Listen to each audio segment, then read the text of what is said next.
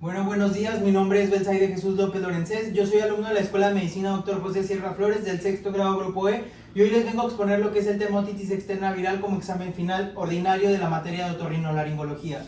Pero principalmente, ¿qué es la otitis externa viral? Bueno, esta es una entidad clínica de alta incidencia en la población general y esta fue catalogada por mucho tiempo propia de los países tropicales. Pero con el aumento de lo que es la frecuencia de los viajes internacionales y la práctica de los deportes acuáticos, ha aumentado lo que es la consulta frecuente. Bueno, en cuanto a su epidemiología, esta es una enfermedad de alta incidencia que puede afectar hasta el 10% de la población al menos una vez en su vida. Esta puede comprometer a cualquier grupo de edad, siendo más frecuente en edad entre los 5 y los 12 años y es 5 veces más frecuente en lo que es un nadador. Bueno, en cuanto a la etiopatogenia, en condiciones normales el cerumen del conducto auditivo externo constituye lo que es una barrera protectora oleosa y de pH levemente ácido. Además contiene lo que son lisosimas con actividad antibacteriana y antifúngica. Bueno, la ruptura de los mecanismos protectores del conducto van a provocar lo que es una alteración de la capa lipídica protectora del cerumen. Bueno, en el conducto se va a alcalinizar, favoreciendo lo que es la proliferación de microorganismos comensales y patógenos. Sí, en cuanto a la etiología, bueno, existe una inflamación del epitelio del oído externo que va a incluir lo que es la capa más externa del tímpano, que es de origen ectodérmico y por lo tanto forma lo que es una unidad histológica con el resto de lo que es el oído externo. Bueno, vamos a hablar de lo que son los factores predisponentes de la otitis externa. La causa más común de infección es el exceso de humedad que está en las duchas, en la natación, baños de piscina o los climas muy húmedos. Otras causas predisponentes del conducto son los elementos no apropiados que introducimos al oído, que generan traumatismos locales y lesiones. En cuanto a la clínica, bueno, los pacientes van a presentar lo que es otalgia, no tan intensa como la otitis externa bacteriana, en uno o en ambos oídos. El dolor se controla con un analgésico y después de horas o días. Lo que son las microvesículas, al romperse, estas van a provocar lo que es la aparición de un exudado sanguinolento, a lo que le llamamos otorragia, que va a llenar lo que es el conducto auditivo externo y termina por surgir al exterior. Bueno, el dolor no va a cesar al comenzar lo que es esta otorragia, lo que lo va a diferenciar de las otitis medias y de la meningitis bullosa, que más adelante hablamos de ella. Bueno, en cuanto al diagnóstico, la otoscopia va a mostrar lo que son las formaciones bullosas llenas de un contenido hemorrágico y situadas en las paredes del conducto auditivo externo óseo, que al romperse estas bullas van a acontecer lo que es la citada efusión. En cuanto al tratamiento, solo cuando se sospecha de la continuidad del proceso hacia el oído medio, debe realizarse lo que es una antibioterapia sistémica. Es fundamentalmente sintomático lo que son antiinflamatorios, siendo conveniente también una limpieza o una aspiración suave del conducto auditivo externo y la administración de un tópico o gotas antisépticas o antibióticos como el ciprofloxacino o gentamicina de 2 a 3 gotas cada 8 horas con corticosteroides para prevenir una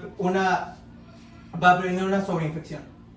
Bueno, en cuanto a lo que es la meningitis bullosa, esta es una enfermedad bien diferenciada producida por un virus que afecta a la parte más profunda del conducto auditivo externo y a la membrana timpánica. Generalmente esta va a acontecer en el curso de un catarro de las vías aerodigestivas superiores o un catarro común. En la etiología de estos si se piensa que en su desencadenamiento juegan un papel los mismos virus causantes de estos procesos, ya sean el rinovirus, virus RS, para influenza 1.4, etc. Bueno, además de se origina un cuadro conocido vulgarmente, que todos los conocemos como resfriado. Va a haber también una insuficiencia respiratoria nasal, rinorrea, estornudos, que van a desarrollar la misma meningitis bullosa. En cuanto a la clínica de esta, en el curso de un catarro común va a aparecer una intensa otalgia por lo que es la afectación de la capa epidérmica de la membrana timpánica. En la otoscopia se va a observar lo que son las bullas de contenido hemorrágico. Cuando se rompen, se va a vaciar en el conducto una serosidad sanguinolenta, como ya también lo mencionamos. En cuanto al diagnóstico, la otoscopia nos va a permitir ver lo que son una o varias bullas de contenido hemorrágico que sientan sobre la membrana y a veces sobrepasan sus límites, afectando conexiones del conducto auditivo externo. En cuanto al tratamiento, lo normal es que cursen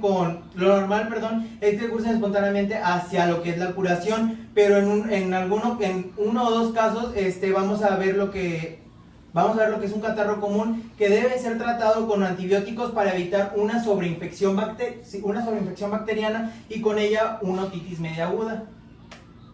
Bueno, en cuanto al síndrome de Ramsay-Hunt, vamos a encontrar que es una enfermedad del adulto causada por la reactivación del virus herpes varicela zoster, acantonado en el ganglio geniculado del séptimo par craneal, tras una preinfección ocurrida generalmente en lo que es la infancia. Bueno, esta es una enfermedad neurológica cuyo componente más dramático es lo que es la parálisis facial homolateral, frecuentemente irreversible.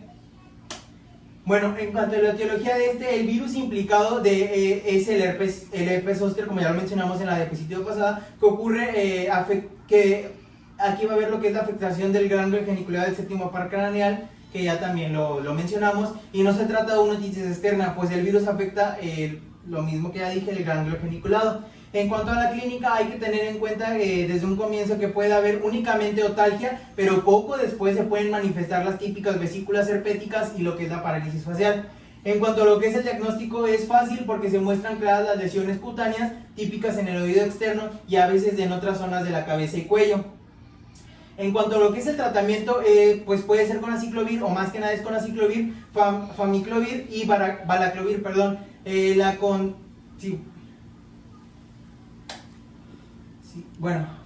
cuanto a la otitis externa por herpes simple, bueno, esta es la afectación del oído externo por el herpes virus hominis tipo 1. Estas lesiones van a aparecer en personas susceptibles en determinadas zonas de preferencia, ya sea en los labios o en el ala nasal, más fundamentalmente. Estas son desencadenadas por factores diversos como exposición al sol, exposición al viento, menstruación, fiebre, estrés o impactos emocionales.